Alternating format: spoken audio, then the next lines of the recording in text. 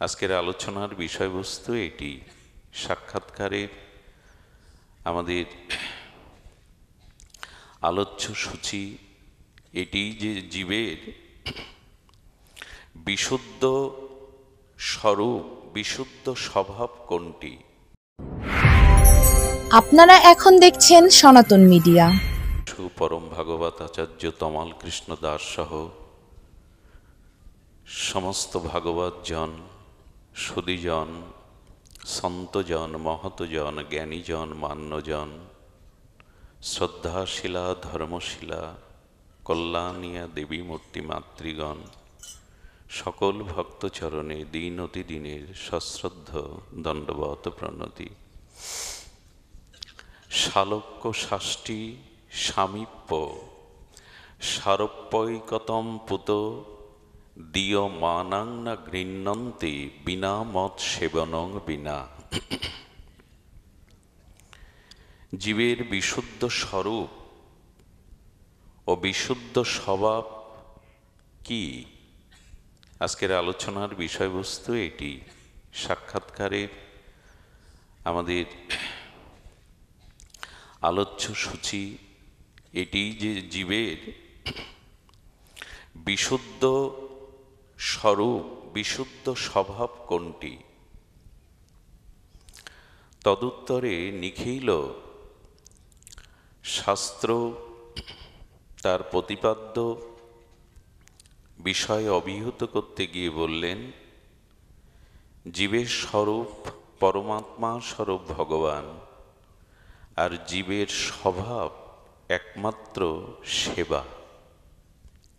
জীবের স্বভাব সেবা।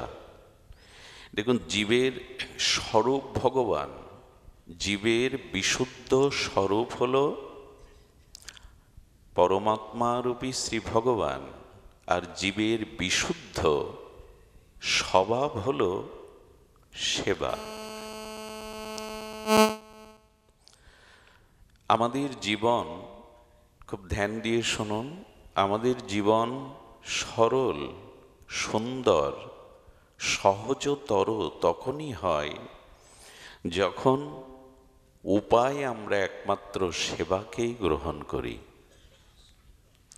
মানুষের জীবনে সেবা ভিন্ন সরলতা আসে না। সেবা ভিন্ন মানুষের জীবন সহজ হয় না, আর সেবা ভিন্ন মানুষের জীবন সুন্দরও হতে পারে না। এই জন্য জীবের স্বভাবই হলো সেবা। ছিল ঠাকুরমশাই প্রতি পদে পদে সেই অভিব্যক্তি ব্যক্ত করেছেন ভজন অনুভূতির দ্বারা। শ্রীকৃষ্ণ চৈতন্য প্রভু দাসের অনুদাস, সেবা অভিলাষ মাগে নরোত্তম দাস।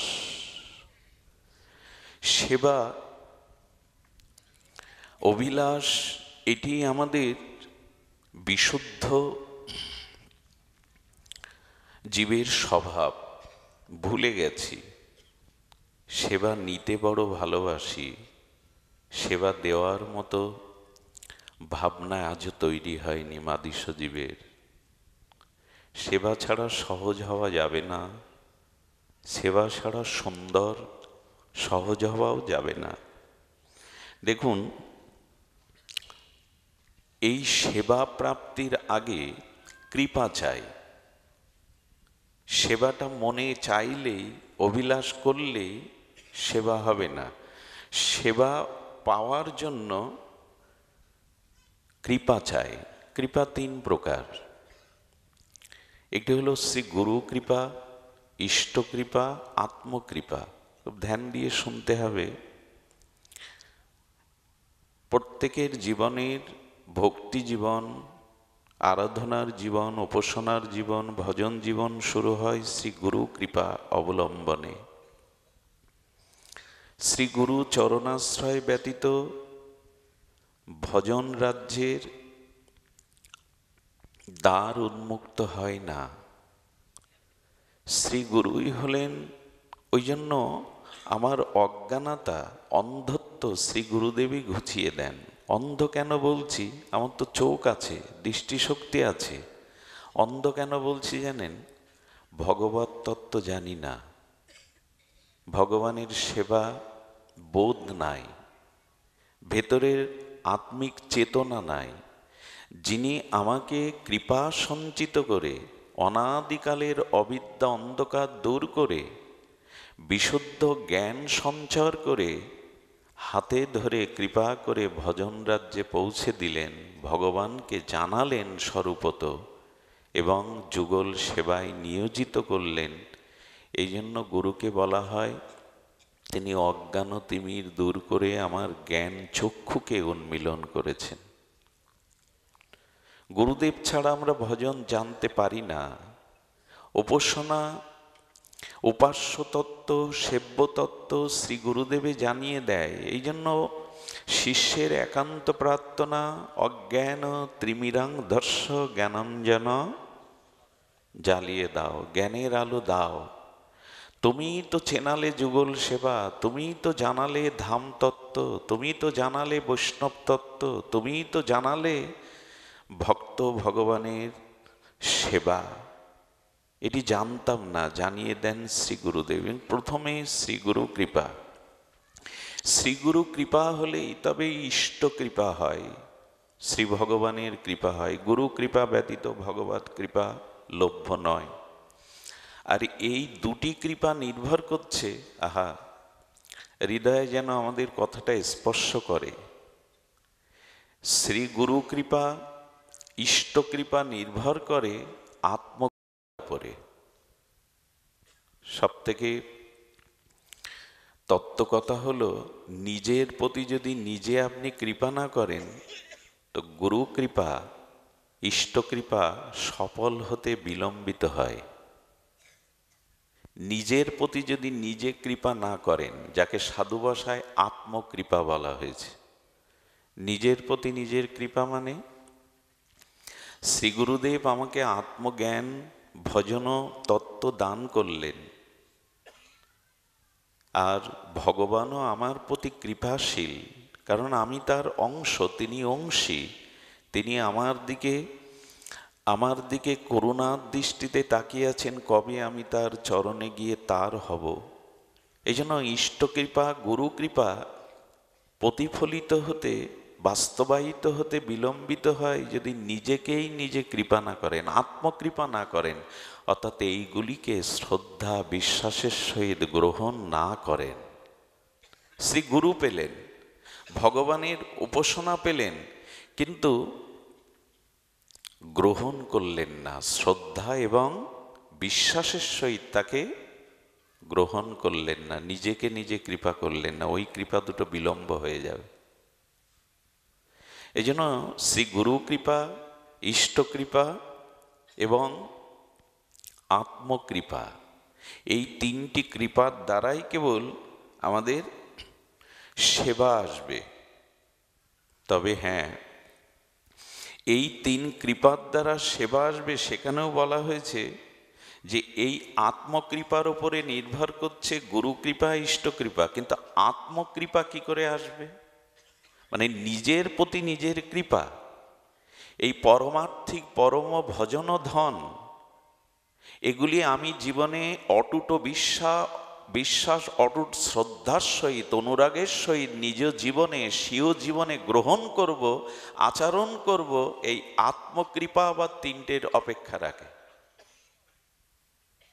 আত্মকৃপা আসতে গেলে তিনটি অপেক্ষা রাখে। সেই অপেক্ষা হলো সৎসঙ্গ, সেবার সমীরণ। কি কি বললাম? আত্মকৃপাটাও আপনার আসবে না, নিজের প্রতি নিজের করুণাটা আসবে না যদি তিনটে জিনিস সংযুক্ত না হয় আপনার জীবনে: সৎসঙ্গ, সেবা আর স্মরণ। খুব ধ্যান দিয়ে শুনুন, আমরা পথ পেয়ে যাব। এটাই দিগদর্শন করেছেন নিখিল শাস্ত্র। সেটি হলো সৎসঙ্গ ব্যতীত আত্মকৃপা হয় না। আর আত্মকৃপা না হলে, আত্মকৃপা পাওয়ার জন্য সৎসঙ্গ, সেবা, স্মরণ, এই তিনটি না হলে আবার প্রকৃত সেবা ভাব আসবে না। একটার সাথে একটা সংযুক্ত। আমার অংশী দেহের সাথে যেমন চক্ষু কর্ণ হাতটা যুক্ত কি না, তদুপরি একটার প্রতি আরেকটি অপেক্ষা আছে, এমনি এমনি হবে না। ধর্ম হলো বিজ্ঞান, চরম বিজ্ঞান। আবেগে হই হুল্লোড়ে কিছু হবে না। সেবা ভাবনাটা কখন জাগরিত হবে? আত্মকৃপা হলে। আত্মকৃপা তিনটির অপেক্ষা রাখে। তার প্রথমে হলো সৎসঙ্গ। সৎসঙ্গ, সেবা এবং স্মরণ না হলে আমাদের জীবনে সেবা আসবে না। আচ্ছা, সেবা তিনটে জিনিস দিয়ে হয়, খুব মার্মিক কথা, একটু কৃপা করুন। সেবা তিনটি উপাচার দিয়ে, তিনটি তত্ত্ব দিয়ে সেবা হয়। কটি বললাম? সেবা এই তিনটি দিয়েই হয়, চারটে নয়। সেটি হলো মনোজা, মন দিয়ে; তনুজা, তনু মানে দেহ দিয়ে; আর বিত্তজা, বিত্তজা মানে ধন দিয়ে। কটা বলা হলো? মন দিয়ে, ধন মানে ঐশ্বর্য, আর তন মানে দেহ। এই তিনটে দিয়েই সেবা হয়। তার মধ্যে সব থেকে সহজ সেবা হলো ধন বা ঐশ্বর্য দিয়ে। আমাদের কাছে ওটাই তো এখন কঠিন। ধন দিয়ে মানে টাকা পয়সা সম্পদ দিয়ে সেবাটা সব থেকে সহজ, কেউ দিতেই পারে, কিন্তু ওটাই এখন আমাদের কাছে বড় কঠিন। টাকা জমিয়ে রাখবো, পাহাড় করে তুলবো, সেবায় লাগাবো না। আর শেষে শ্মশানে মাটির কলসিটা ভেঙে দিয়ে বলবে, না, তোমার দিকে তাকাবার আর অবসর নেই।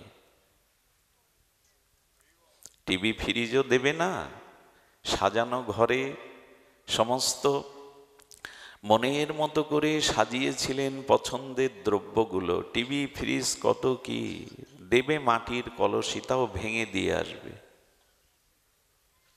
এই জন্য বলছেন সম্পদ সেবাতে লাগান, গুরু বৈষ্ণবের মহৎ কাজে, সমাজের কল্যাণে কাজে লাগান, সেবায় লাগান।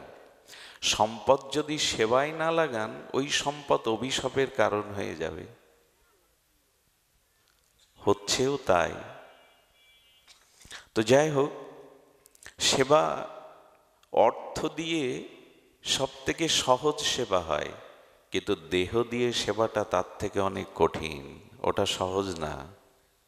দেহ দিয়ে সেবা এটি খুব সহজে হয় না। অভিমান থাকলে দেহ দিয়ে গুরু বৈষ্ণবের মানুষের সেবা করা, যদি খুব অভিমান থাকে, অহং থাকে না, দেহ দিয়ে সেবা করা যায় না।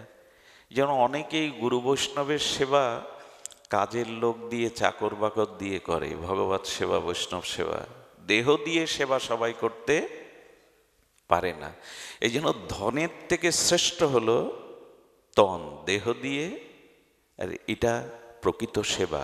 যখন ধনটা একটার অপরের সাথে সংযুক্ত আছে, কাংটা টানলে যেমন মাথা চলে আসে, যুক্ততা, তেমন ধন যদি কেউ ভগবত ভক্ত সেবায়, সমাজের কল্যাণে, মানুষের কল্যাণে, সৎ কাজে ব্যয় করে, তখন তার মধ্যে দেহ দিয়েও সেবার অনুরাগ জন্মায়, প্রেরণা জন্মায়। দেখবেন যার ধন সম্পদ ভগবত সেবায় লাগেনি, মঙ্গলময় সেবায় লাগেনি, তার দেহ কখনো সৎ কাজে লাগবে না, ভগবত সেবায় লাগবে না, মহৎ কাজে লাগবে না। তার অভিমান কাজ করে। আর অভিমান থাকলে দেহ দিয়ে কাউকে সেবা করা যায় না। গায়ে যদি স্মল পক্স হয় না, মলমূত্র ত্যাগ করি না, সবাই বমি করলে, বমন করলে, পুজ রক্ত হলে সবাই ঘৃণা করে, মা ঘৃণা করে না সন্তানের জন্য। এমনকি সারাদিন পর মুখে দুটো ক্ষুধার অন্ন তুলে দিতে বসেছে, সন্তান যদি কোলের ওপরে আঁচলে মলমূত্র ত্যাগ করে, তবু সে খাওয়াটাকে ঘৃণা মনে করে না। কেন জানেন? হাতে করে দেহ দিয়ে সেবা করে বলেই তার প্রতি ঘৃণা আসে না। এটা মা ছাড়া অন্য কারো চরিত্রে পাবেন না। কারণ গর্ভে ধারণ, পালন, পোষণ করে তো, নিজ হাতে সেবা করে তো, এই জন্য ঘৃণা আসে না। এই জন্য সৎ কাজে ধন বা বিত্ত ঐশ্বর্য যদি সেবায় না লাগান, তাহলে দেহ দিয়ে সেবা, এই ভাবনা জাগবে না। আমরা কেমন জানেন, মাঝে মাঝে একটা ধূপকাঠি, 10 টাকার বাতাসা প্রসাদ, একটু সুগন্ধি বলি, মন্দিরে যাচ্ছ, এটা নিয়ে যেও। খুব অভাব ভগবানের। বিশ্ব ব্রহ্মাণ্ডের কর্তম অকর্তম অন্যথা কর্তম সর্বদা কর্তম, ভগবানের খুব অভাব। এই জন্য দেহ দিয়ে সেবার ভাবনা করুন। দেহ দিয়ে সেবা না করলে অনুরাগ জন্মায় না। আর তনু সেবার থেকে, দেহ সেবার থেকে শ্রেষ্ঠ হলো মনসেবা, মানস সেবা। এটা শ্রেষ্ঠ। দেখুন, অর্থ সবার নাও থাকতে পারে, দেহ দিয়ে সেবা করার সামর্থ্য সবার, কিন্তু এই একটি জায়গা আছে যেটা সবার পক্ষে সম্ভব, মন দিয়ে সেবা করা, মানস সেবা করা। এটি সকলের পক্ষে সম্ভব, ধনী নির্ধনী, মূর্খ পণ্ডিত, জ্ঞানী অজ্ঞানী, সবার পক্ষে মন দিয়ে সেবা করা সম্ভব। আর সেবা প্রকৃষ্টতা, সেবার শ্রেষ্ঠতা হলো মানস সেবা, মনে সেবা। তবে এজন্য এই দুটি সিঁড়িকে অতিক্রম করতে হবে, বৃত্ত সেবা আর তনু দেহ দিয়ে সেবা, তারপরে মানস সেবাটা আসবে। মানস সেবা খুব সুগভীর।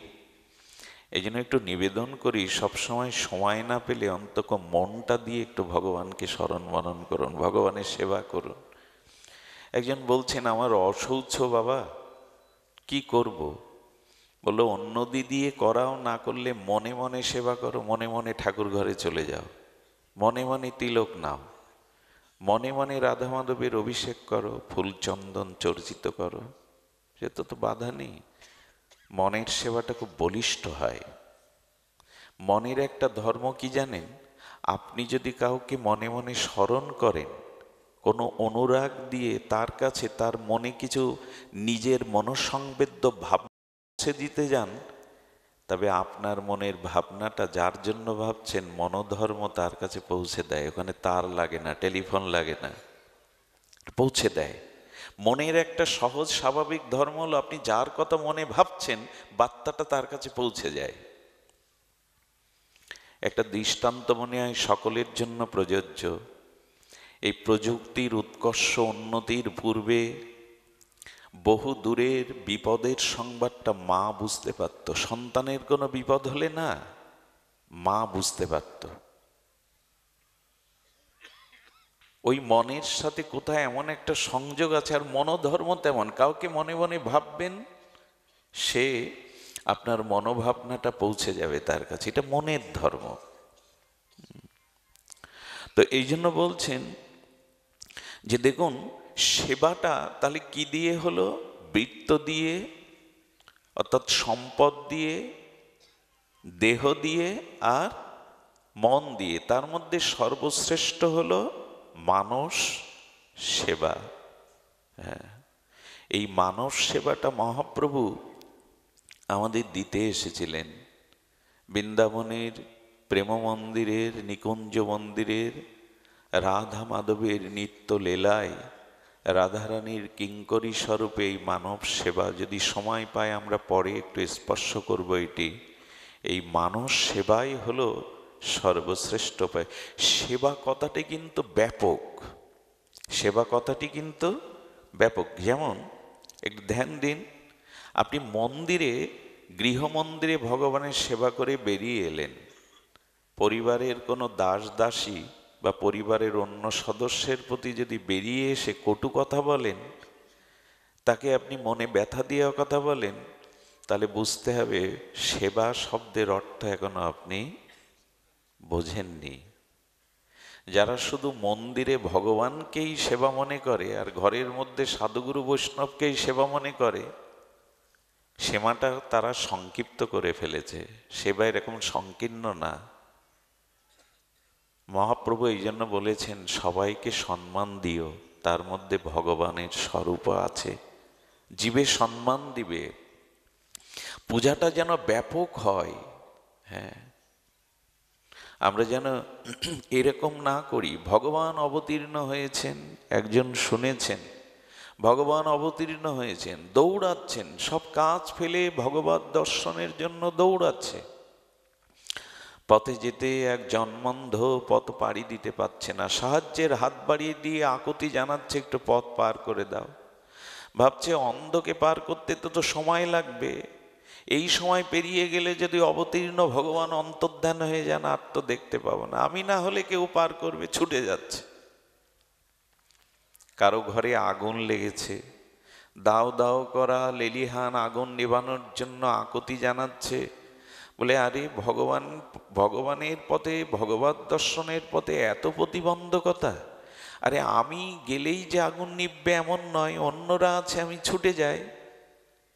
এসব উপেক্ষা করে যেখানে ভগবান অবতীর্ণ হয়েছেন সেখানে গিয়ে কি দেখলো জানেন?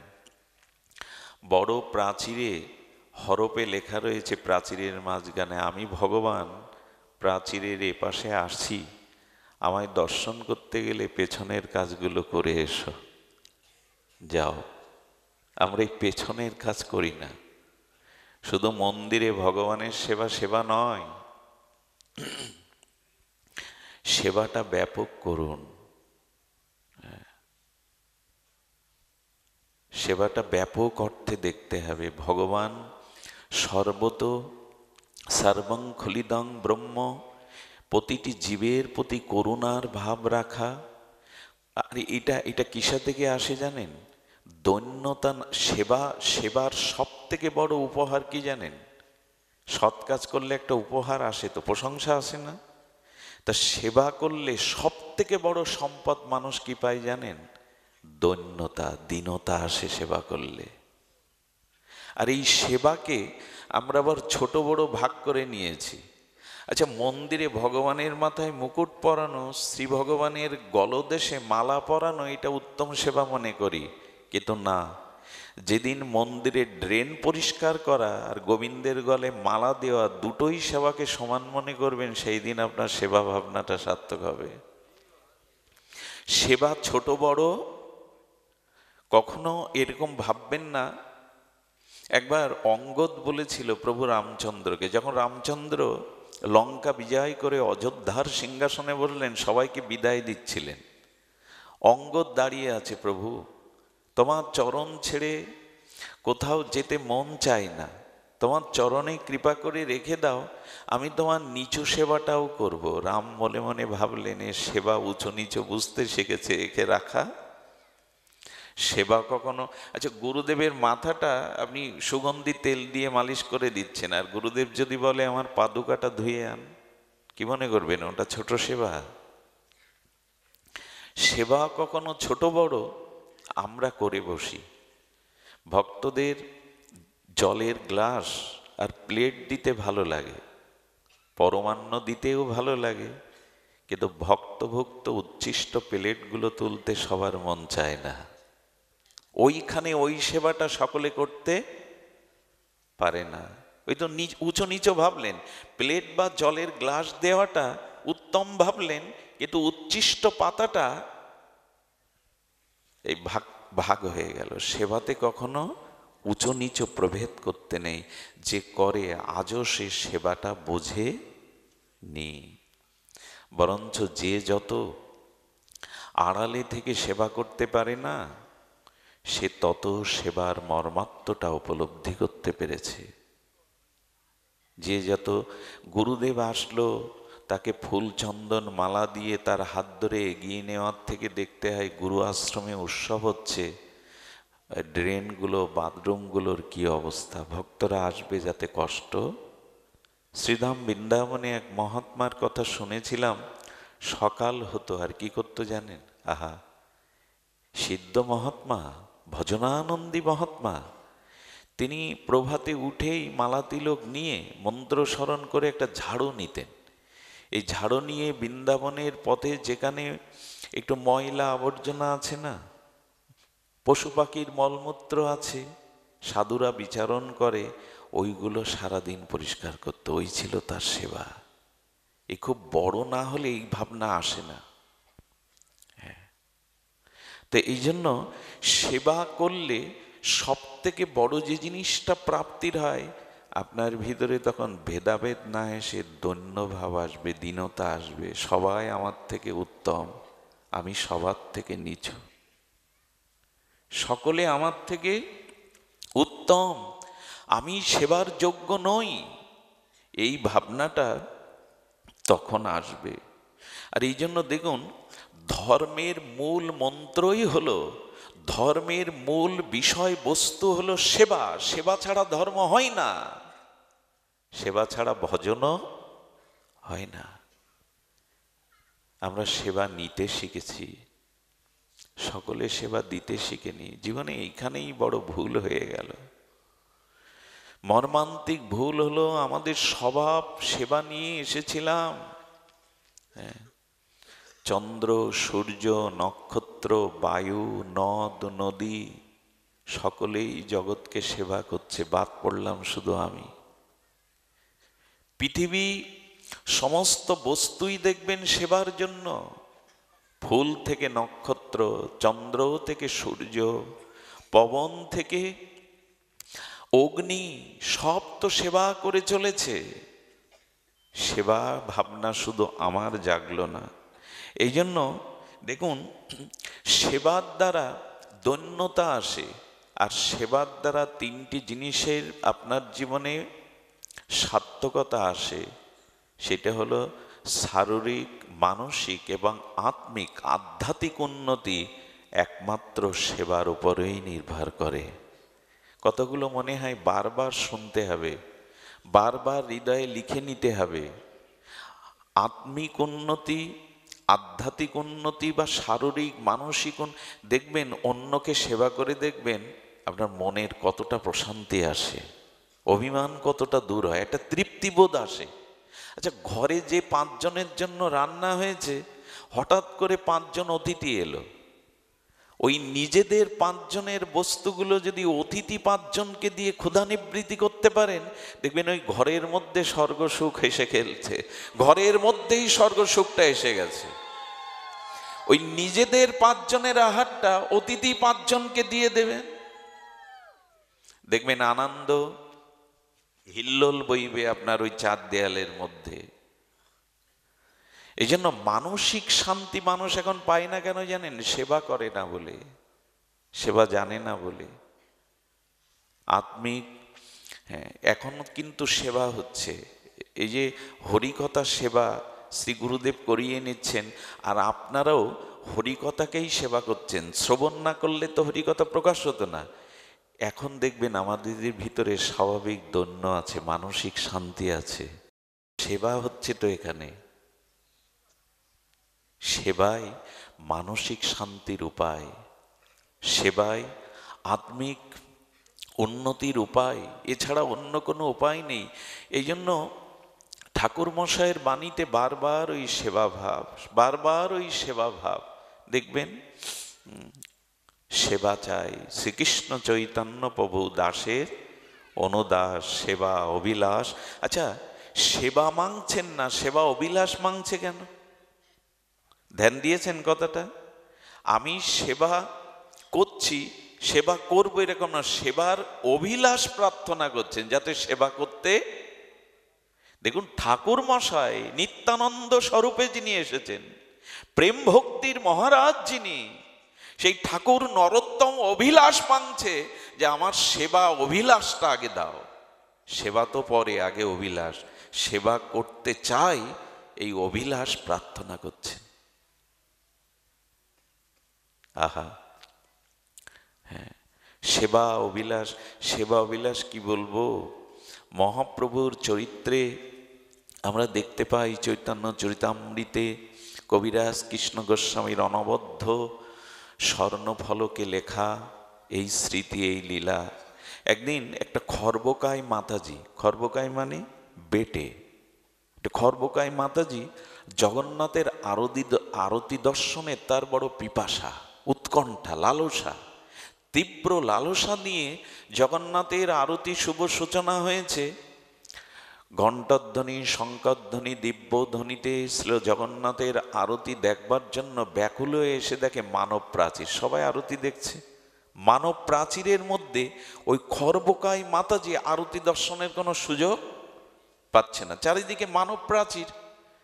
উনি এত ব্যাকুল, গরুর স্তম্ভের ধারে দাঁড়িয়ে শ্রীকৃষ্ণ চৈতন্য মহাপ্রভু আরতি দেখতেন জগন্নাথের। রাধা বিরহিণী মাথুর বিরহে জগন্নাথের মধ্যেই তার শ্যামসুন্দরকে দেখতেন। আর আরতি দর্শনে তার বিরহ কাতরা রাধারানীর ভাব দশাতে যখন তার শ্যামসুন্দরকে দেখতেন, তখন এত ভাবে বিভোর হয়ে যেতেন মহাপ্রভুর, বাইরের আবেশ থাকতো না। সেই আরতি দর্শন করতে করতে এই খর্বকায় মাতাজি দেখলেন ওইখানে একজন দাঁড়িয়ে আছে ফাঁকা। কি বলবো আপনাদের, দৌড়ে এসে একটা পা প্রাচীরের ওপরে আর একটা পা মহাপ্রভুর কাঁধে দিয়েছেন। ভাবা যায়? কাঁধে দিয়ে যখন আরতি দর্শন করছেন, পেছনে মহাপ্রভুর অঙ্গসেবক, একান্ত চরণ সেবক গোবিন্দ দাস বললেন, আরে জন্ম জন্মান্তরে তোকে নরকে পচে মরতে হবে। আরে মহাপ্রভু কোনো প্রকৃতির মুখ দর্শন করে না, সন্ন্যাস নেওয়ার পরে তিনি বিষ্ণুপ্রিয়ার মুখও দেখেননি, সেই মহাপ্রভুর অঙ্গে পা দিয়েছে এই রমণীটি, এর কি গতি হবে? ক্ষুব্ধ হয়ে, ক্রোধান্বিত হয়ে যখন ওকে টেনে হিস্টে নামাতে যাবে, মহাপ্রভু হাত দিয়ে ইশারায় নিষেধ করলেন, কে নামিও না। মহাপ্রভু অনুভূতিতে দেখলেন জগন্নাথের আরতি দর্শনে তন্ময় হয়ে গেছে। আরতি দেখতে দেখতে তার প্রেম ভাব বিকার আসছে, কম্প আসছে, যাতে পড়ে না যায় মহাপ্রভু তার চরণটা জড়িয়ে ধরলেন, যাতে পড়ে না যায়। সেবা কাকে বলে দেখুন? যিনি প্রকৃতিমুখ দর্শন করেন না, শ্রীকৃষ্ণ চৈতন্য তার কাঁধে পা দিয়েছে যাতে পড়ে না যায়, উনি সেবককে নিষেধ করে ধরে রেখেছেন।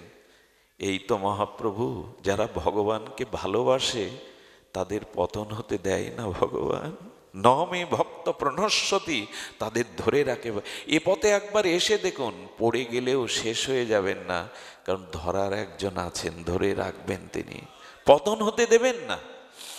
নমে ভক্ত প্রণশ্যতি, আমার ভক্তের আমি বিনাশ হতে দেই না। আরতি সমাপ্ত হলো, বিশ্রাম হলো, মাটির বাহ্যিক জ্ঞান ফিরে এলো। ফিরে এসেই দেখছেন শ্রীকৃষ্ণ চৈতন্য মহাপ্রভু, যার চরণ ধুলি ব্রহ্মাজিও প্রার্থনা করেন, আমি তার অঙ্গে আমার মতো নিকৃষ্ট পাপীয় সে, আমি আমার পা মহাপ্রভুর শ্রীঅঙ্গে দিয়েছি। অনুশোচনায় অনুতপ্ত দগ্ধিত ক্রন্দন করছে আর বারবার ক্ষমা চাইছে, প্রভু বড় অপরাধ করে ফেলেছি, আমি অজ্ঞ, আমি অধম, কৃপা করে ক্ষমা করে দাও, নরকেও আমার জায়গা হবে না। মহাপ্রভুনার ভাবদশা দেখে এবার প্রভু ভিখারির ন্যায় দুটো করপল্লবে হাত জোর করে বলছে, দে না মা, তুই আমাকে ভিক্ষে দে।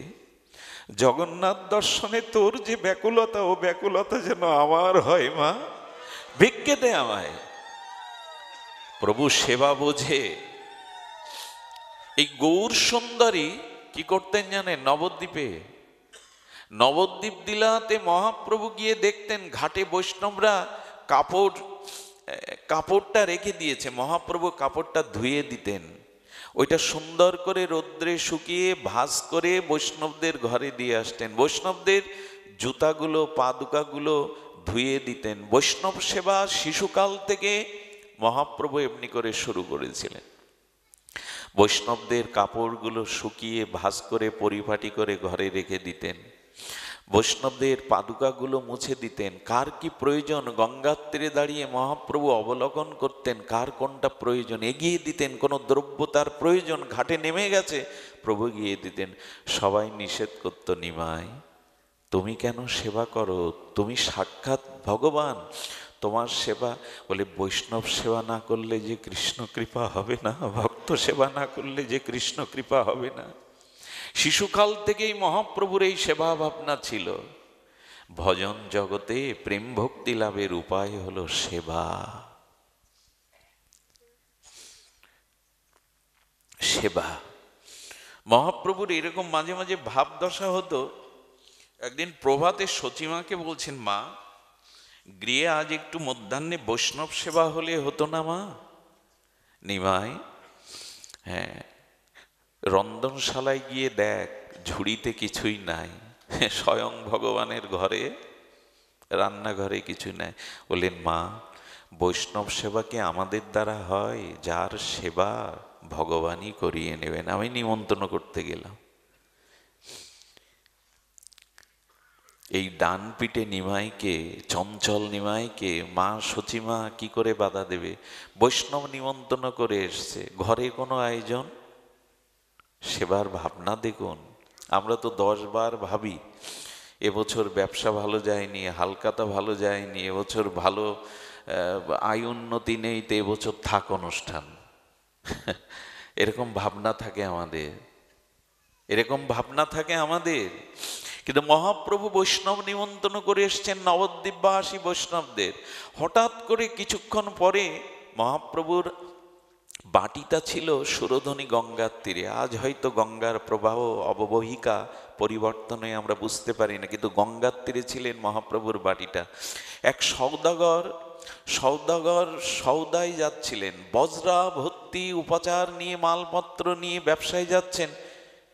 মহাপ্রভুর বাটির ঘাটে নৌকাটা রেখে আর 2-4 জন কর্মচারী দিয়ে, হ্যাঁ, তৈল, ঘৃত, দুগ্ধ, চাউল, সবজি মাথায় করে এনে প্রত্যেকের কাছে জিজ্ঞাসা করছে, নিমাই পণ্ডিতের গৃহ কই গো? নিমাই পণ্ডিতের বাটি কোথায়? সচিমার কাছে গিয়ে বলছে, এটাই কি নিমাই পণ্ডিতের বাটি? কেন বাবা, কে তুমি? বলে, আমি সওদাগর মা। কতদিন মনে স্বপ্ন ছিল, কতদিন মনে আশা ছিল, আমি যদি নিমাইকে একটু সেবার দ্রব্য দিতে পারতাম। মা, একটু গ্রহণ করে ধন্য করো। সব উপচার হয়ে গেল। নিমাই বলছে, মা, বৈষ্ণবদের আহ্বান করে আনি। দেখুন, ভগবান ভক্ত রূপে এসে জগৎকে সেবা শেখাচ্ছেন। সেবা করার অভিলাষ জাগলেই দ্রব্যের অভাব জগতে কখনো হয়নি, মনেরই অভাব, ভাবনারই অভাব, দ্রব্যের অভাব হয় না। এই জন্য আপনারা দেখবেন দীর্ঘ 300 বছরের ইতিহাসে, কেন তার পূর্বেরও ইতিহাসে, রাধাকুণ্ডে, বৃন্দাবনে কখনো দুর্ভিক্ষ পৌঁছায়নি। শুনলে অবাক হবেন, এখনো সাধু বৈষ্ণবরা সেবা দিয়ে রাস্তায় পশু পাখি জীবজন্তুর জন্য যা ঢেলে দেয়, তাতে 20,000 লোক খেতে পারে।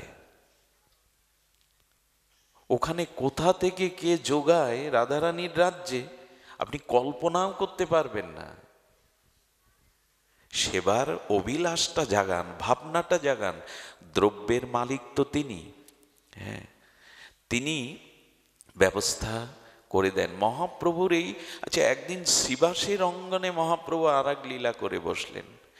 শুভ সংকীর্তন আরম্ভের যে স্থলী, শ্রীবাস পণ্ডিতের বাটিতে মহাপ্রভু একদিন শ্রীবাসকে কীর্তন স্তিমিত করে হাত ধরে একটু আড়ালে নিয়ে বলছে, শ্রীবাস পণ্ডিত, আমরা এতজন তোমার গৃহে সেবা নেই, তোমরা 4 ভ্রাতা, তোমার স্ত্রী আছে, তোমার কাজের দাসী আছে, দুঃখী, তো সারা রাত তো খোলকত্তাল সহযোগে সংকীর্তন করো, সারা দিনই তো ভাগবত নিয়ে সংকীর্তন নিয়ে মেতে থাকো, আর আয়ের মানুষ তো সংসারে তুমি একা, তো এতগুলো মুখ চালাও কি করে? আমাদের সংশয় নিরসন করার জন্য মহাপ্রভু শ্রীবাসকে ভূমিকায় রেখে বলছে, তোমার চলে কি করে? এই যে আমরা এত সেবা নিই, ভক্তরা সেবা নেই, চলে কি করে? শ্রীবাস পণ্ডিত তো হেসে বললেন, তুমি আবার এক মুখে 2 কথা কবে থেকে শুরু করলে? ভক্ত ভগবানের যখন কথা হয় না, বড় মধুর লাগে। তুমি আবার এক মুখে 2 রকম কথা কবে থেকে শুরু করলে? ভগবান তো 2 রকম কথা বলে না। যে কেন? বললেন, গীতা বাক্যে 9ম অধ্যায় 22 শ্লোকেই তুমি তো সমাধান করে গেছো। শ্রীকৃষ্ণ স্বরূপে গীতা বাক্যে তো তুমি বলেছ, অনন্য চিন্তান্তমাং যে জনা পর্য উপাসাতে তেষাং নিত্যাভিযুক্তা নাম জগৎসেবম বহম্মহম।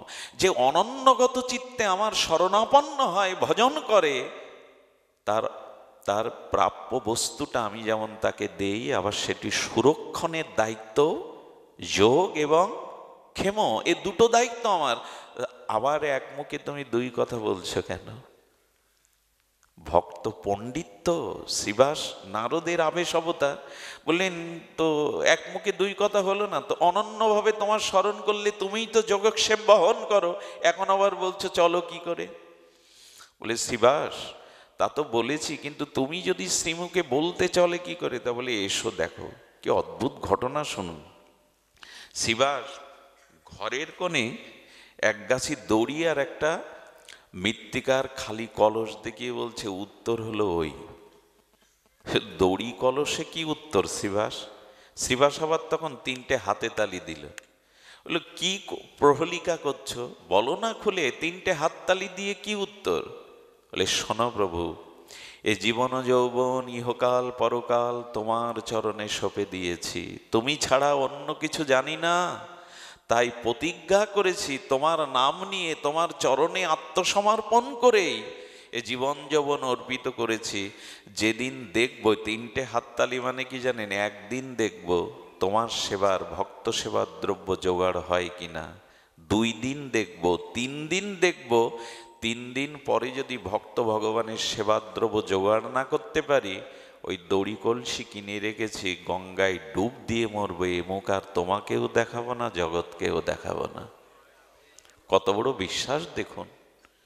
মহাপ্রভু এটা শুনে পরমানন্দে নাচতে লাগলেন আর বললেন, শ্রীবাস, আমি তোমাকে বর দিলাম, স্বয়ং অন্নপূর্ণা লক্ষ্মী দেবীও যদি ভিক্ষার ঝুলি নিয়ে নগরে কখনো ঘোরে, তোমার পরিবারে অন্ন কষ্ট আর কোনোদিনই হবে না শ্রীবাস, তোমার পরিবারে অন্ন কষ্ট হবে না। দিলে ফুরায় না, দিলে বাড়ে। এটা আমরা জানি না যে দিলে বাড়ে, দিলে ফুরায় না। কুয়োর জল দেখেছেন, যত তুলবেন, এখন তো কুয়োর প্রচলন নেই। পুরনো দিনে জলের একমাত্র উপায় ছিল পাত কুয়া, কুয়া, যত তুলবেন নিচে থেকে। আচ্ছা, 2 বছর জল তোলা বন্ধ করুন, বন্ধ হয়ে যাবে। দিলে না, নষ্ট হয় না। এই জন্য সেবা ভাবনাটা না আসলে শারীরিক মানসিক আধ্যাত্মিক উন্নতি আমাদের হবেই না। ধর্মের প্রাণ, আধ্যাত্মিকতার প্রাণ হলো এই সেবা। তো সেবা না করলে আমাদের মানসিক শান্তি কোনোদিনই আসবে না। এই জন্য নিবেদন করলাম, আমরা প্রথমেই বলেছিলাম জীবের বিশুদ্ধ স্বভাব হলো এই সেবা। এই সেবা ভাবনা, দেখুন, সেবা করলেই সে শ্রেষ্ঠ হয়। শুনুন তাহলে সেই ঘটনা, অদ্ভুত ঘটনা আপনাদের মনে পড়ে। একবার দেবশ্রীপাদ নারদ তিনি গিয়েছিলেন বৈকুণ্ঠে। শ্রীমান নারায়ণের সামনে একটা পুস্তক দেখলেন। কি দেখলেন? ঘুমাচ্ছেন না তো? অনেকের চোখে ঘুম আসছে, ঘুমায়েন না।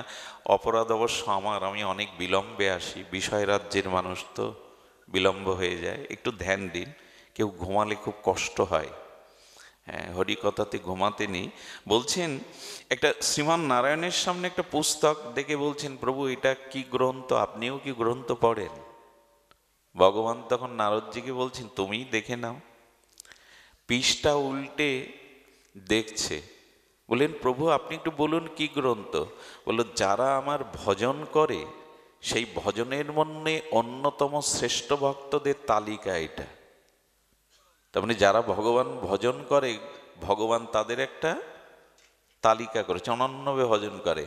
নারদ মনে মনে ভাবছে, আমার নামটাও তো থাকতে হবে।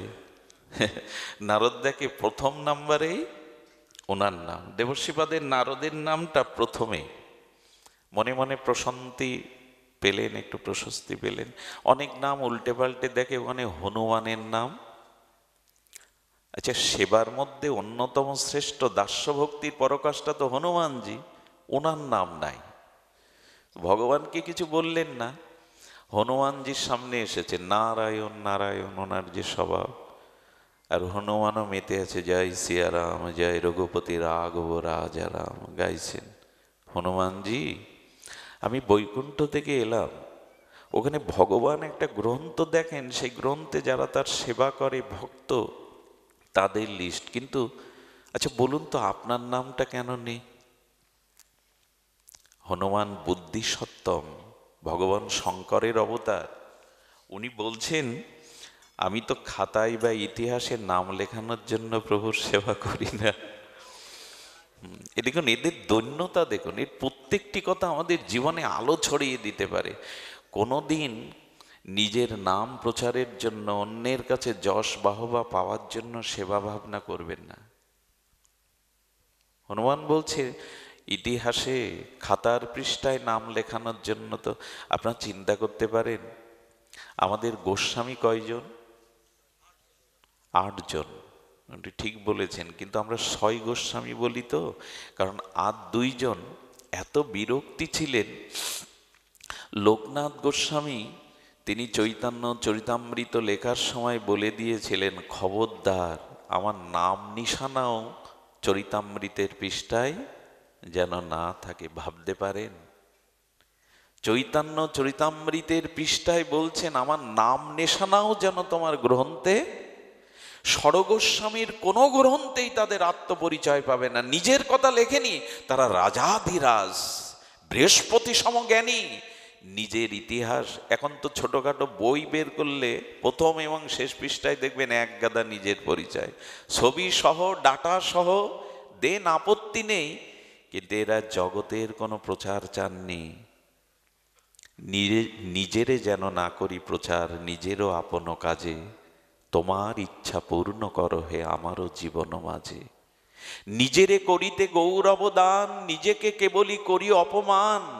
বিশ্ব কবিতার অনুভবে বলেছেন নিজেকে প্রচার যেন এই রাজ্যে কেউ না করি। খবরদার, সেবা ভাবনা যেন নিজের নাম। হনুমানজি হাসছেন, খাতায় নাম লেখানোর জন্য তো সেবা করি না। দেবশিবাদ নারদ আর একদিন গেছেন, আর একদিন যাওয়ার পরে দেখছেন ওখানে আর একটা নতুন গ্রন্থ। প্রভুকে বললেন, প্রভু এই গ্রন্থটা কি? তো বললেন তুমি পৃষ্ঠাটা উল্টে দেখো। পৃষ্ঠাটা উল্টে দেখলেন আগাগোড়ায় একটাই নাম, হনুমানজির নাম। বললেন প্রভু এটা গ্রন্থ? বলে দেখো, যারা আমার ভজন করে আগের গ্রন্থটা তাদের লিস্ট, আর আমি যাদের ভজন করি তাদের নাম এই গ্রন্থে লেখা। আমি যাদের ভজন করি, আমি যাদের উপাসনা করি। হনুমান প্রভুর দাস না, সেবা করতে করতে এমন হয়ে গেছে যে প্রভুর হৃদয় জুড়ে শুধু হনুমান। এ জগতে কোনো মহাজনের সেবক যদি খুব বিশ্বাসী হয়, আস্থাভাজন হয়, তাহলে মহাজন তার ধন বাড়ি গাড়ি করে দেয়। কিন্তু কোনো মহাজন কি চায় ও আমাকে ছাপিয়ে যাক? চাই কি? আপনার আনুগত্যে যদি কেউ কাজবাজ করে, আপনি চান তার উন্নতি হোক, সহৃদয় ব্যক্তি আপনি, কিন্তু আপনাকে ছাড়িয়ে যাক এটা কেউ চায় না। কিন্তু ভগবান বললেন, মেয়ে ভক্ত কা দাস ও ভক্ত মেরা মুকুটমণি। যে আমার সেবা করে আমি তাকে আমার মাথার মুকুটমণি করে আমি তার দাস হয়ে যায়। ভগবান বললেন যে আমার সেবা করে ভজন করে আমি তার দাস হয়ে যায়। ভক্ত মেরা মুকুটমণি, মেয়ে ভক্ত কা দাস। কত উদারতা ভগবানের।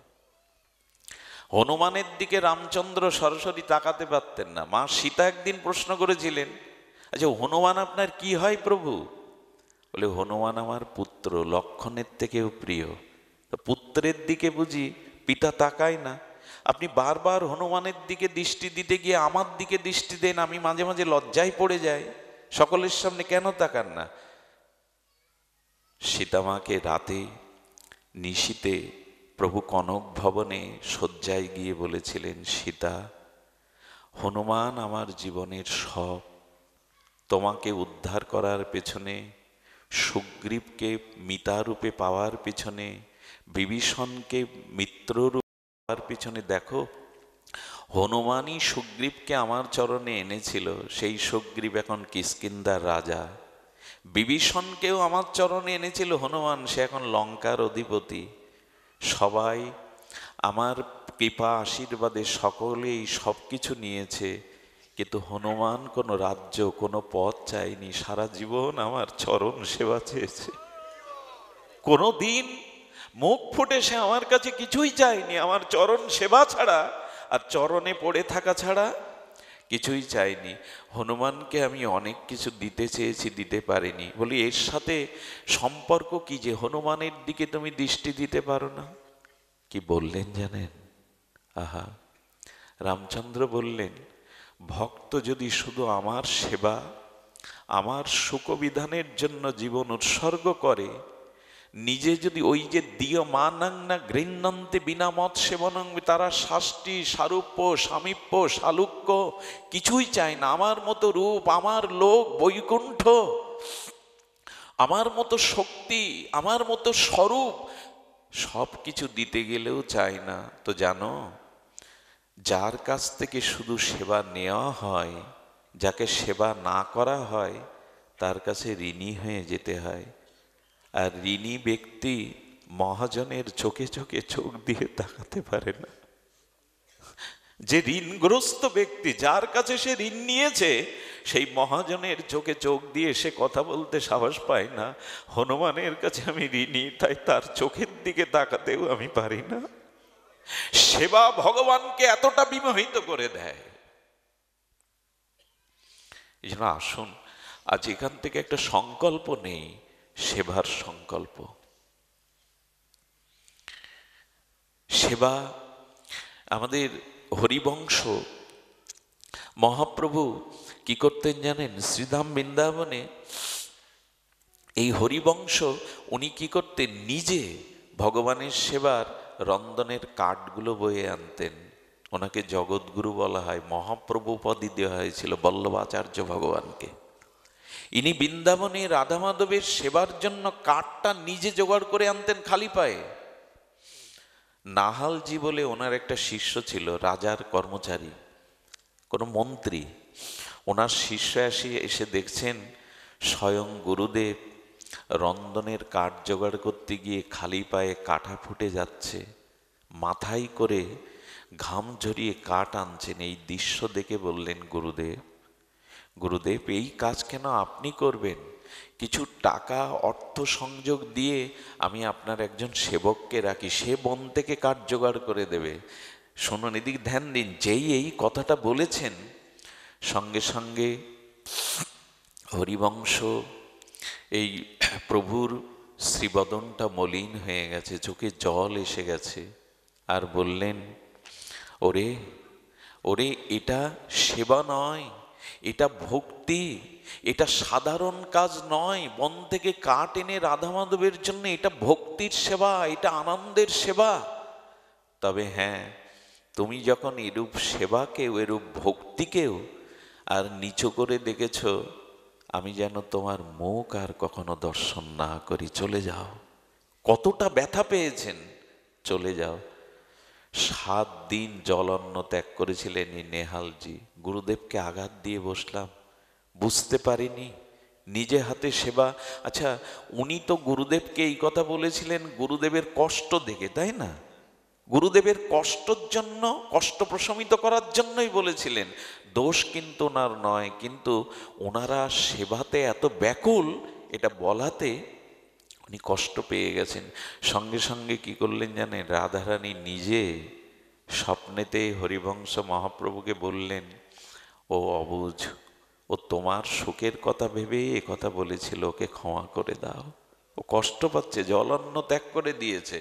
এই হলো আমাদের রাজ্যের ভজন অনুভূতি, এই হলো আমাদের রাজ্যের ভজন অনুভূতি।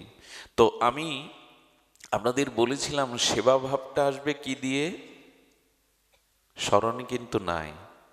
সেবা ভাবনাটা জাগবে সৎসঙ্গ থেকে। আজ পর্যন্ত যে সাধু সঙ্গ করেনি, সৎসঙ্গ করেনি, তার সেবা ভাবনা জাগবেই না। এই জন্য তো এত কষ্ট করে আপনারা আসেন এত দূর দূরান্ত থেকে, কারণ সৎসঙ্গই হলো আমাদের সেবা ভাবনা জাগিয়ে দেয়, নিজের দৈন্যতা জাগিয়ে দেয়। সৎসঙ্গ ছাড়া কারো বিবেক বিচার আজ পর্যন্ত জাগেনি। বিশ্ববিদ্যালয়ে পড়লেই, বড় বড় ডিগ্রি নিলেই যে আপনার বিবেক জাগবে তুলসীদাস গোস্বামী বলেছেন, বিনা সৎসঙ্গ বিনা কারো বিবেক জাগদে। আজ পর্যন্ত কারো বিবেক জাগেনি সৎসঙ্গ ছাড়া। বিনু সৎসঙ্গ বিবেক না হই। গোস্বামীপাদ বলছেন, বিনা সৎসঙ্গে আজ পর্যন্ত কারো বিবেক হয়নি। বিবেক বিশ্ববিদ্যালয়ে পাওয়া যাবে না, বিবেক পাওয়া যাবে সৎসঙ্গে, ভগবৎ সঙ্গে। এই জন্য বিবেক জেগে ওঠে। দেখুন তার দৃশ্যটা দেখছি আমি, এই রাস্তায় দাঁড়িয়ে, কত কষ্ট করে শীতের মাঝে দাঁড়িয়ে আছে, একটু লক্ষ্য করুন না। বিবেক না জাগলে নীরবে মানুষ কষ্ট করে এরকম দাঁড়িয়ে থাকে। ওনাদের পায়ের নখের যোগ্য আমি নই, ওনারা দাঁড়িয়ে শুনছেন ভাগবত। কেন জানেন? কেন? এই জন্য বিবেক জেগে উঠেছে। মনুষ্য জীবনে একমাত্র উচিত হলো সাধু সঙ্গ, হরি কথা। ভজন ছাড়া তো এই জীবনের সফলতা নয়। এই দুর্লভ মনুষ্য জন্মের সফলতা একমাত্র সাধু সঙ্গে।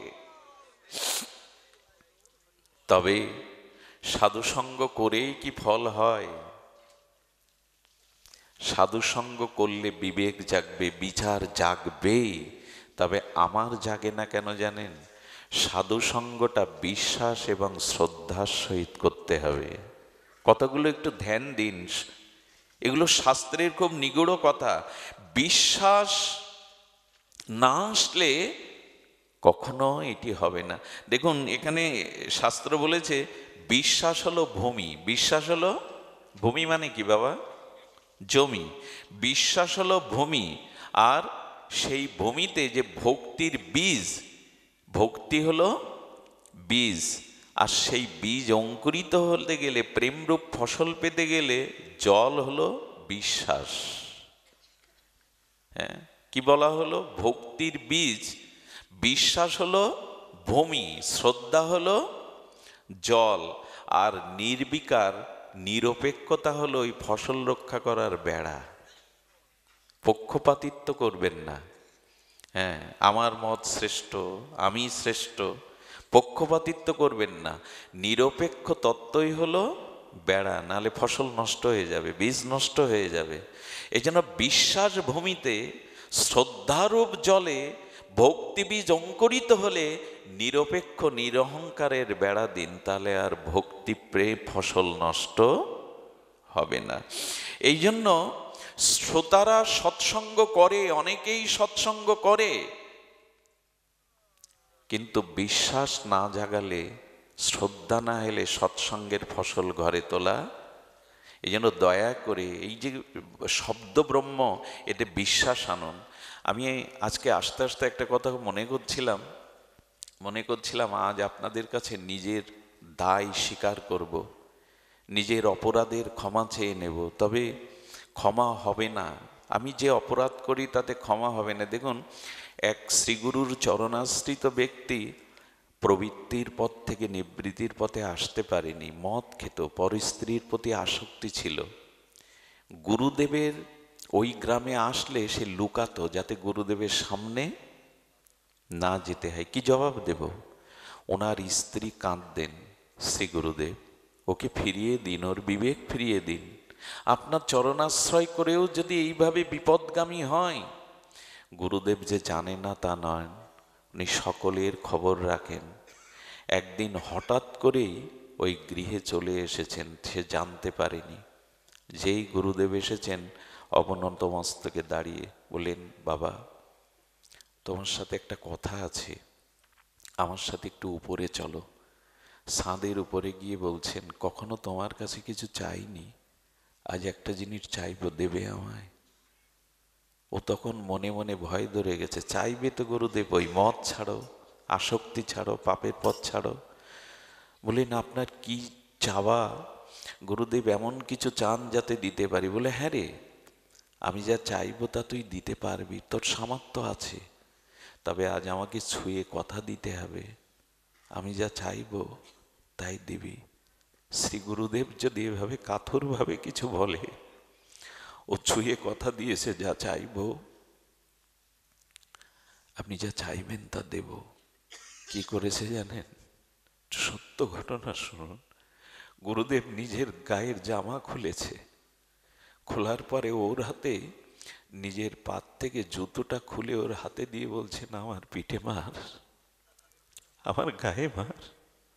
ওরে তোর দোষ নয়, সন্তান বিপদগামী হলে সন্তানের না পিতার দোষ। আমি তোকে গড়তে পারিনি, আমি তোকে মানুষ করতে পারিনি, এ সাজাটা তো আমায় নিতে হবে, মার আমাকে। আমারও মনে হয়েছিল এতকাল এই মকসেদপুর ভাঙা অঞ্চলে আসছে, আমি জীবনে কোনো কল্যাণে আসতে পারিনি। আপনাদের প্রসাদ ভোজি করার, হরিনাম নেওয়ার অনুরাগ, হাতে মালা নেওয়ার, জপ করার আমি কিছুই করতে পারিনি। এ দায়ভারটা আমার, আমাকে উচিত আপনাদের জুতো পেটা করা,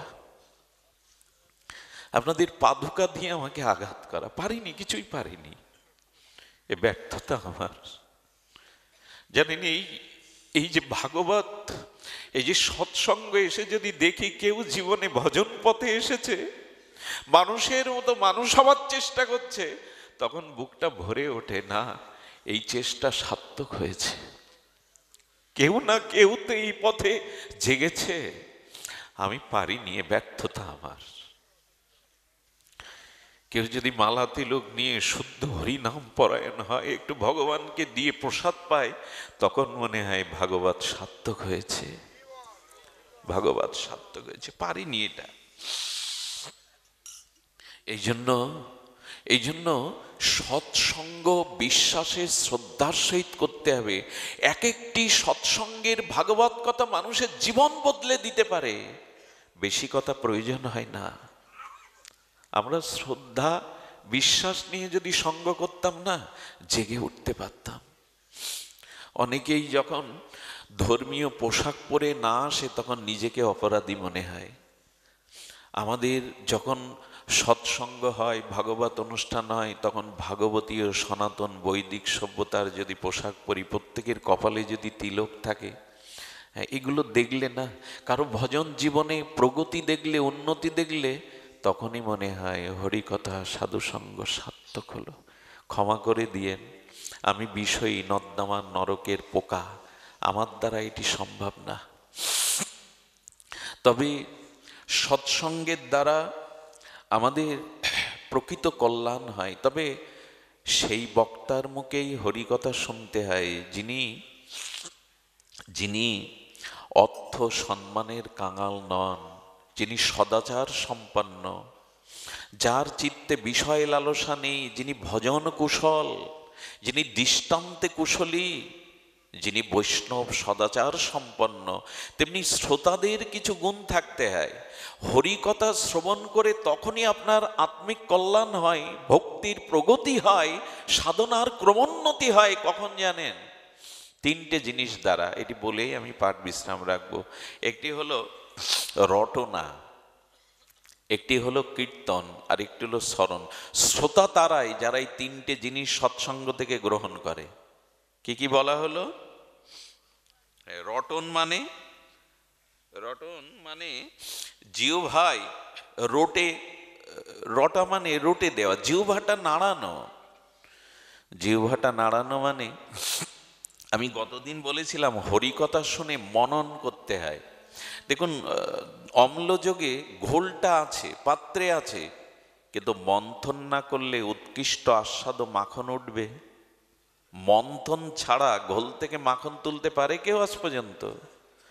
হ্যাঁ, হরিকথা শুনে গিয়ে পরবর্তীতে যদি ওটা মনন করেন, চিন্তন করেন, এই কথাটার মহিমা কি, আমি যা শ্রবণ করলাম, এটা মন্থন করতে হয়। হরিকথা শ্রবণ করে যারা মন্থন না করে, অনুধ্যান চিন্তন না করে, সৎসঙ্গে হরিকথা তাদের পথ এগিয়ে যাওয়ার পথে খুব বেশি প্রশস্ত হয় না। এই জন্য রটন, অন্তত জিহ্বাতে অন্য কথা না বলে, গাল গল্প, পরনিন্দা, সাধুনিন্দা, এগুলো সম্প্রদায় নিন্দা না করে না, অন্তত মুখটা রটান। যা আসে মুখে হরিকথা অন্তত বলুন। যা শুনে গেলেন, তোতা পাখি যেমন রটে, খুকু ওঠো খুকু ওঠো, সেকালে তোতা পাখি বলতে থাকে, জিহ্বায়রাম বলতে থাকুন। যেটা শুনলেন অন্যকে বলুন। দিবস যামিনী আবোল তাবোল কত পাছাল পাড়িতে পারো। কত কথাই বলি, দিন রাত কথার ফুলঝুরি ফোটায়, কিন্তু রাধা মাধবের কথা একবারও বলি না। মহাপ্রভুর কথা, রাধারানীর কথা বলি না। এই জন্য জীবটা অন্তত নাড়ান, হরি কথা 1-2 বার অন্তত মুখ দিয়ে আসুক, রটন। এই জন্য হরিকথা শুনে মনন করতে হবে, চিন্তন করতে হবে। সৎসঙ্গে লাভ হয় তখনই, সৎসঙ্গ সার্থক হয়, সাফল্যমণ্ডিত হয় তখনই যখন হরিকথা শুনে আপনি মনন করবেন। আর এই 3টে ক্রিয়ার দ্বারা সৎসঙ্গ সফল হয়। হরিকথা সফল হয় যখন জিহ্বায় রটন করবেন।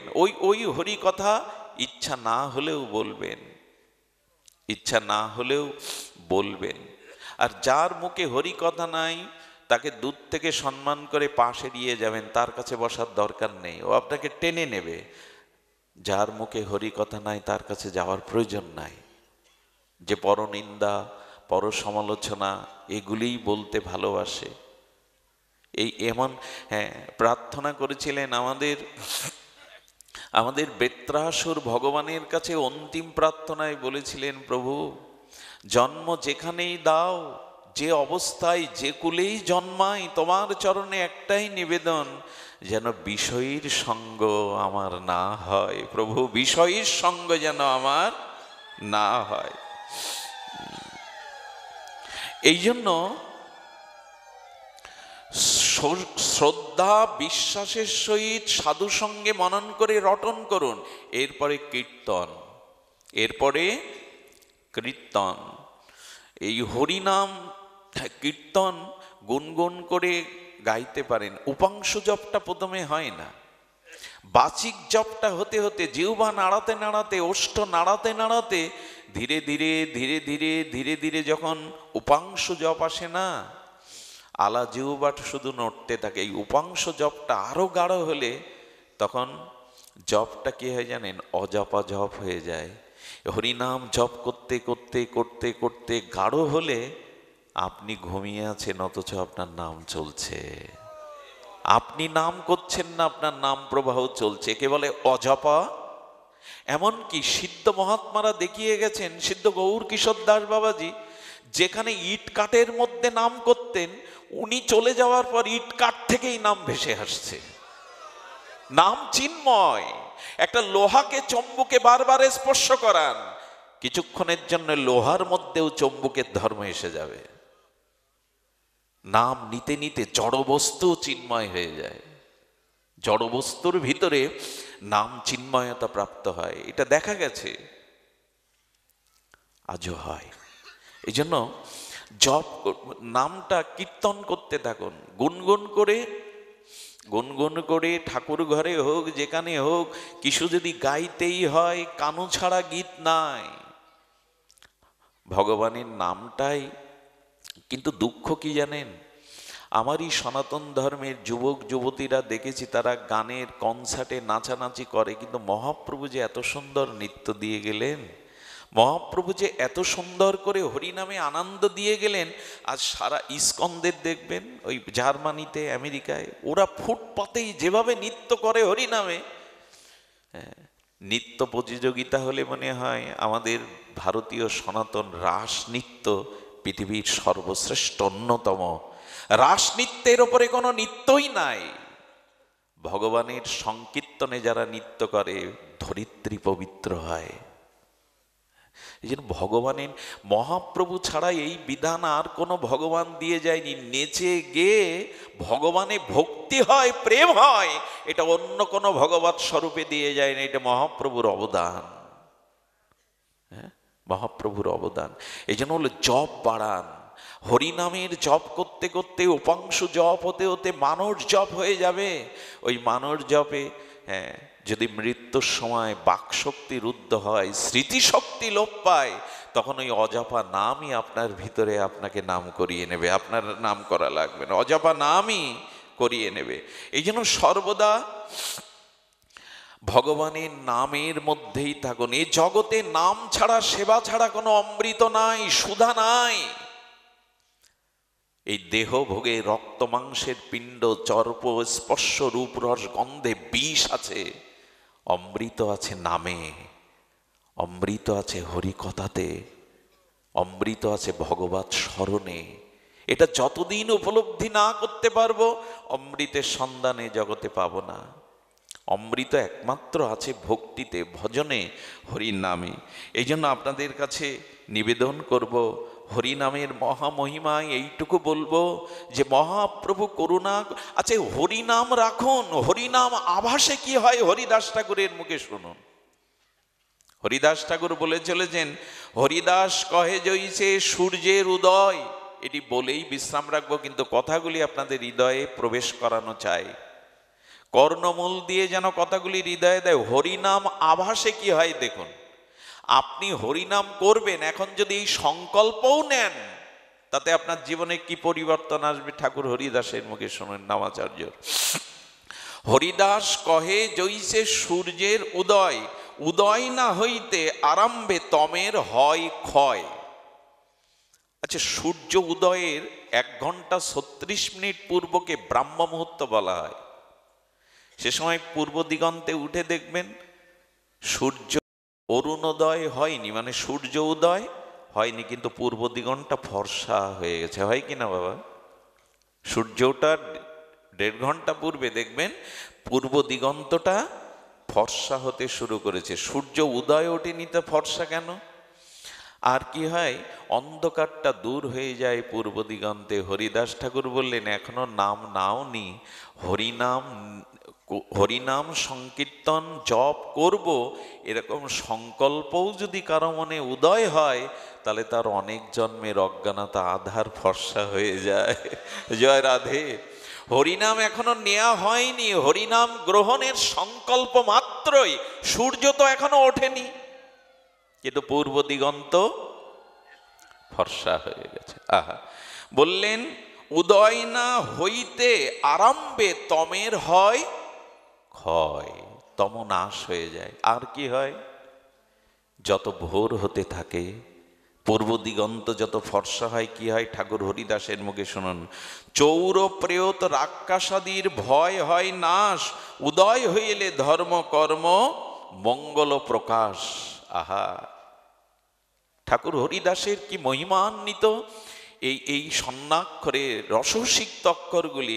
দেখবেন রাত্রে প্রেতের ভয় হয়, ভূতের ভয়, আর চৈদস্যুর ভয় হয়। হয় কি না? আমরা যারা গ্রামে থাকি হয়, ওই কিছু নড়লেই মনে হলো কে বুঝি এলো। চোর, দস্যু, প্রেত একটা ভয় থাকে না? কিন্তু দেখবেন যত ভোর হতে থাকে তত ভয়টা, কারণ ভোর যত হতে থাকে চোর দস্যুগুলো চলে যায়, পবিত্র সময় আসে।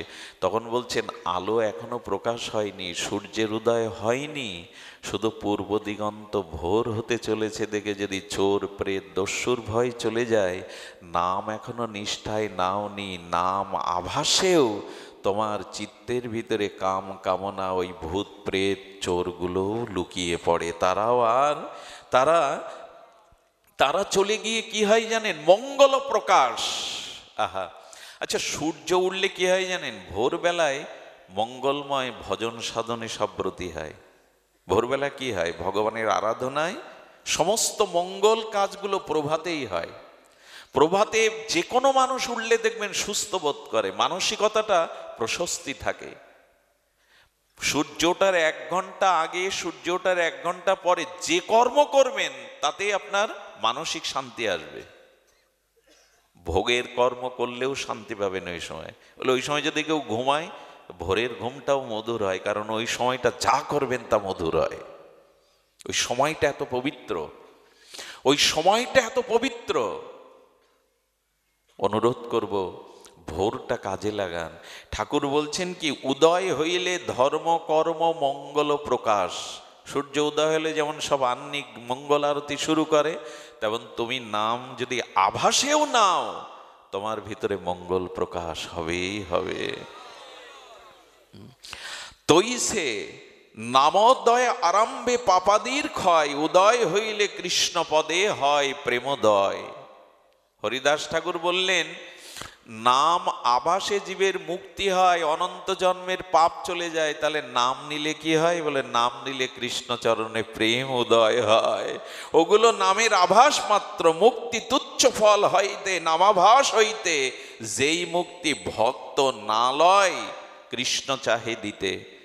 যারা নাম গ্রহণ করেছে তারা মুক্তিটাও মোক্ষটাও চায় না। কৃষ্ণ দিতে চায় মুক্তি, তবু তারা বলে তোমার প্রেম চাই, তোমার ভজন চাই, মুক্তি চায় না। এই হলো নাম আভাসের ফল। তাহলে নাম নিলে কি হবে? নাম নিলে কি হবে সেটি বলার অপেক্ষার। মহাপ্রভু ভালো নৃত্য করতেন, তার নৃত্য তো সাধারণ না।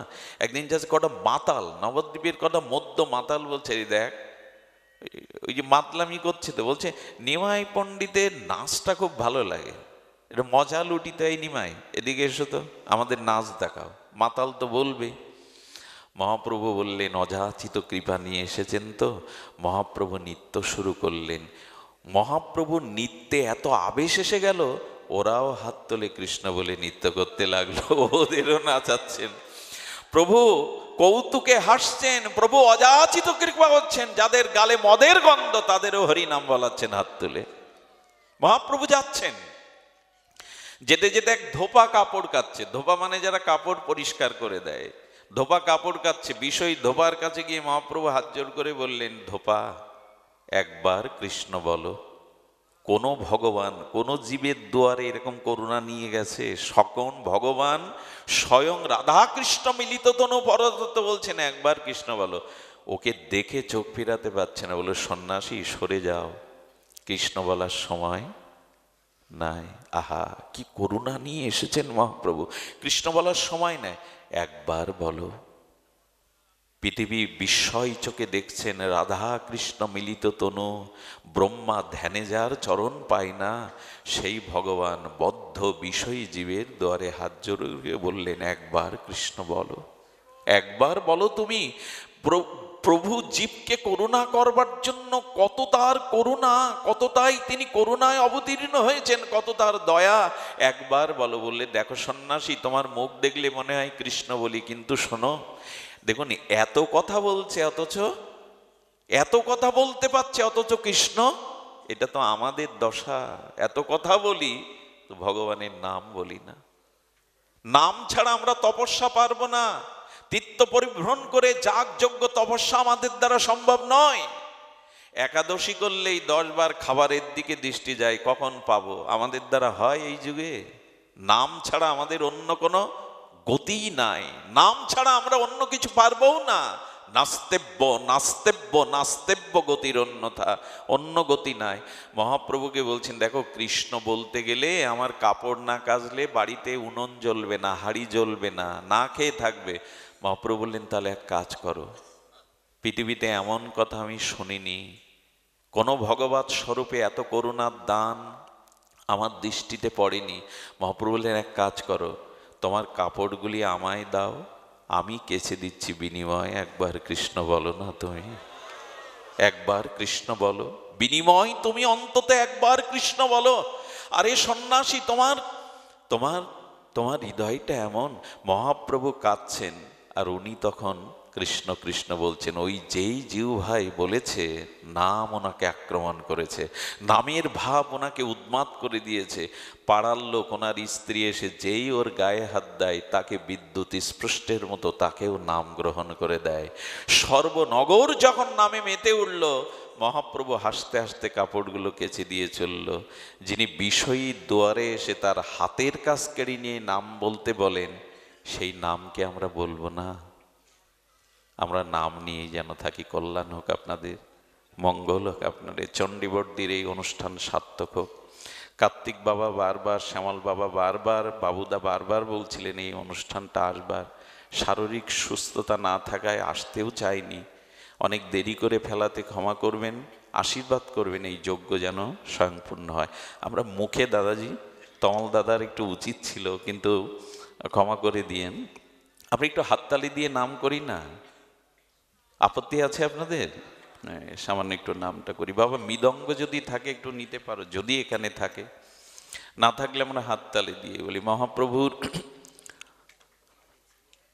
সবাই একটু প্রসাদ পেয়ে যাবেন। শ্রীমতী শিকারানী সরকার, স্বামী সুকান্ত সরকার, সাং কি দি ঘোড়া দিগড়া, অসুস্থতার কারণে ঢাকায় পিজি হাসপাতালে। আপনারা সকলে একটু প্রার্থনা করবেন গৌর গোবিন্দ যেন ওনাকে সুস্থতা দান করেন। জয় নিতাই গৌর হরি।